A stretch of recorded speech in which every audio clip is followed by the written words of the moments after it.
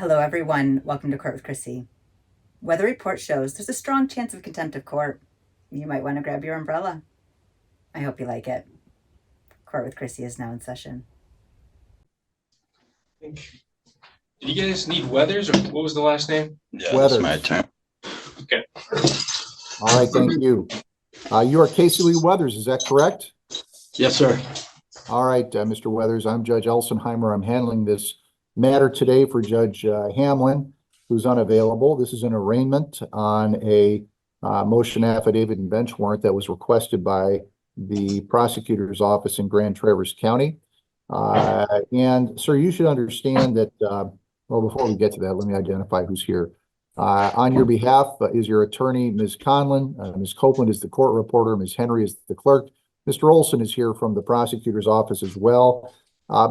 Sir, the allegation against you is that you had positive test results on the 13th and 15th of October. You had a testing regimen that was part of your bond. The allegation is that you violated your bond, and violation of a bond can be considered to be contempt of court, which can be handled criminally or civilly. If it's handled criminally, it's a separate criminal misdemeanor, carries up to 93 days in jail, a fine of up to $500, but you'd have all the same rights you have in every other criminal case, including the right to an attorney. If you can't afford an attorney, one would be appointed for you at the public's expense. You also have the right to a trial. At that trial, the prosecutor would produce evidence to establish that you violated your bond. The standard of proof is beyond a reasonable doubt. You'd have the right to present your own defense, and if you needed someone to appear, I would order that to happen for that defense. If I thought that the prosecutor or Judge Hamlin thought the prosecutor had met that burden, he'd find you guilty. If he thought they did not, he'd find you not guilty. Ms. Conlon, you've had a chance to discuss this matter with your client, correct? I have, Your Honor. Thank you. Mr. Weathers would admit to the alleged violations at this time. All right, thank you.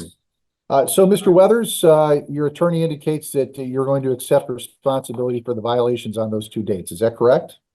Yes, sir. All right, please raise your right hand. You solemnly swear or affirm that the testimony you're about to provide will be the truth, the whole truth, and nothing but the truth, so help you God? I do. All right, sir. I don't want you to talk about the domestic violence charge against you right now, third offense, or I suppose it's third or subsequent. We're not going to talk about that at all. We're only talking about this bond matter. Do you understand? Yes, sir. All right. The allegation is that you had test results on the 13th and 15th that were positive. It looks like they were positive for alcohol. Is it true that you used alcohol on those 2 days? Yes, sir. All right. So no surprise to you that you violated your, pardon me, that you had positive tests on those No, days? sir. Just correct? bad decisions, bad choices. That's it. All right. I understand. All right. It's clear to me that you did violate your bond. I'm going to so find. Let's go ahead and have a conversation regarding bond going forward. Ms. Conlon, we'll start with you. Well, Your Honor, Mr. Weathers has been on bond since on or about July 22nd. He's been compliant with his bond conditions up until these violations. He did, and he and I had to talk about this, Your Honor, when I got the bench warrant, and he admitted freely to me that he did relapse to alcohol. He had some stressors going on in his life, and unfortunately made a bad choice to drink, and he'd be the first person to tell you that. But other than this, he has done quite well on bond. He has not violated the no contact order at all. And he's been compliant with all of the terms. And he did turn himself in on the warrant, Your Honor. He is employed. He has jobs he can get back to if he's released. But we do have a final conference in this matter on November 8th, and then we've got trial dates in December. So we'd respectfully request, Your Honor, that bond be reinstated with whatever conditions the court would feel appropriate to ensure that Mr. Weathers does not drink again, including a CAM unit. He will gladly pay for and wear a CAM unit till we get this matter resolved in order to be free to work. All right. Thank you, ma'am. Let's go ahead and hear from the prosecutor, Mr. Olson.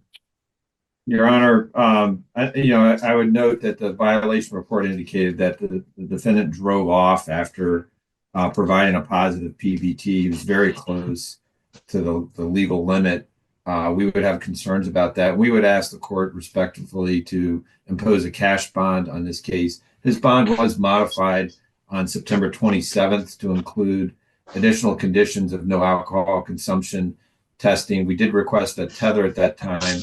The court denied that on the basis that the check-in app has location data, but we would respectfully ask for a cash bond as well as a cam unit that the defendant be required to wear. All right, I'm concerned about even releasing the defendant whatsoever in this case. Looking at the reports that came in with regard to his testing, the prosecutor is correct on the 10/15 date showed him at a 0.077. That is just shy. Your Honor, I don't drive. Oh, hold on. Hold on. Hang on, Casey. Okay. That is just shy of the 0.08 level. Maybe the defendant wasn't driving, but the indication from New Directions is that he left the parking lot at a high rate of speed in a dark Dodge. The indication also is that he was belligerent during the testing, that he did not comply with the urine screening, was unable to produce a specimen. I've got concerns about whether or not this defendant takes seriously his obligation to test. This is not a joke. Absolutely. Hold on. Okay, yes, sir. Hold on. This is not a joke. This is not something that is voluntary. This is not just a attempt to touch base with you and see how you're doing. This is a order of the court. And if you don't comply with it, then you can be held in criminal contempt, which is another 93-day misdemeanor. And frankly, you are getting awfully close to looking at that kind of response here. Having said that, I do think that there is an opportunity here to safely monitor the defendant and to keep the public safe as well. I'm going to go ahead and grant the defendant bond. I'm going to require that it be a cash bond. It's a $2,500 cash bond. I'm also going to require that he wear a cam unit that will test his alcohol. If he tests positive at any time, or there's any issues with that cam device, then it'll be certainly my recommendation to Judge Hamlin or any other judge reviewing that he be held until this matter is ultimately resolved. These are serious charges. These activities are serious. At least there's some evidence, hasn't been proven, hasn't been charged. You may have driven pretty close to being drunk. So I've got some real concerns about this, and I think that we need to keep a tight rein on you until this matter is ultimately resolved. If you have issues with my bond decision, you can bring them up to Judge Hamlin. I'm sure he'd like to hear from you. Is there anything else that we can address with regard to bond, Ms. Conlon? Not for us, Your Honor. Okay, Can I speak to my attorney? Mr. Maybe we have a breakout room. I'll allow you to do so. Let's go ahead and put Thanks. Mr. Weathers and Ms. Conlon in a breakout room, please. Not a problem. All right, let's go ahead and go back on the record in People v. Weathers. We lost everyone for a moment, but Mr. Weathers back along with his attorney. They've had a chance to speak. Was there anything else, Ms. Conlon, that we needed to address for the defense? No, Your Honor, Mr. Weathers was just wondering if you would consider a 10% bond for him, as he's unable to post the $2,500. All right, let's go ahead and hear from Mr. Olson as to the modification of the bond request. Mr. Olson? Judge, we would oppose that. In addition to that, Judge, I would also ask that I believe this is an original condition of his bond, but we would ask that this condition be applied both in and out of custody, that the defendant not have any contact with Emily Weathers, who's the victim in this case, to include through third parties or electronic communications. That is, if it isn't, it should be, and is ordered to be an element of his bond in this case. I think, frankly, given the circumstances, that the bond level that I set was appropriate and proportionate in this case. It's sufficient to guarantee compliance. As a result, I'm going to leave that bond level where it is. So it looks like we're all set. Otherwise, Mr. Weathers, I'm sure that Mr. Judge Hamlin will see you soon. All right, take care, everybody. Thanks, Your Honor. Fuck you, Judge. Oh, hold on. Hold on. Shoot. Let's bring him back. You want him back? I need him back. Let's see if we can bring Ms. Conlon back as well.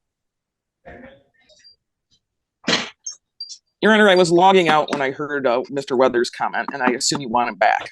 I want him back, and I want him back. So all right, let's go ahead and go on the record. This is People of the State of Michigan versus Casey Weathers.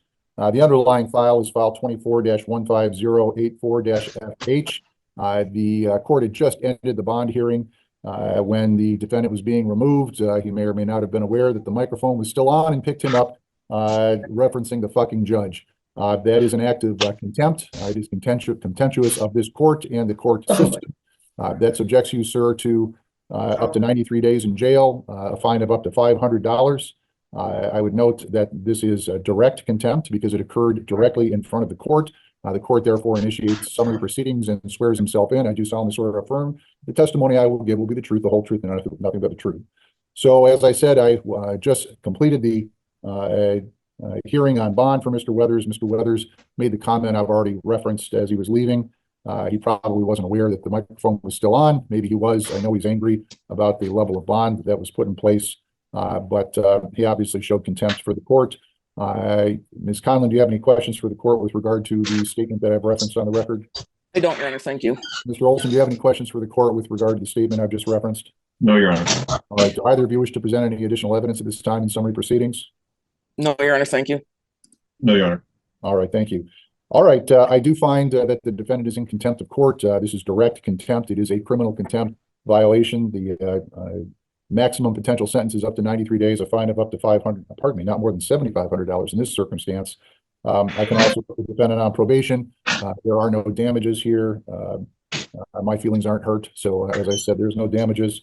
The defendant has had Ms. Conlon here present throughout these proceedings. Sir, you simply can't engage in that kind of behavior when you're dealing with court. I understand you're angry. I get it. Believe me, I deal with angry people every day. You just can't do that. That shows contempt for the court system.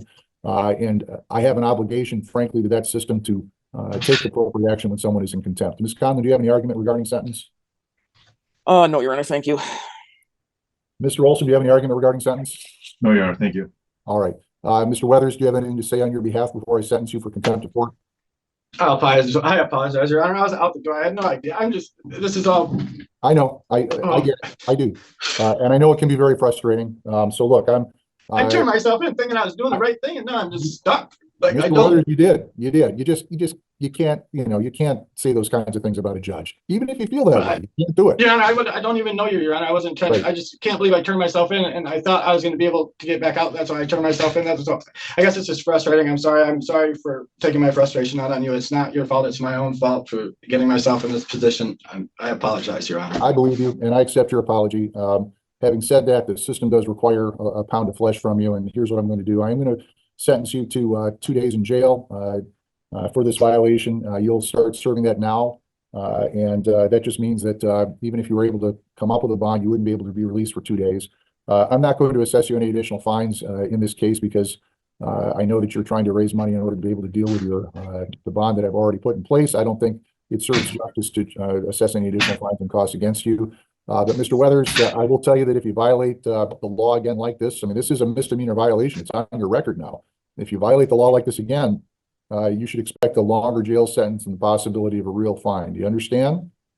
Yes, sir. All right. Very good. Thanks, everybody. Thanks, Your Honor.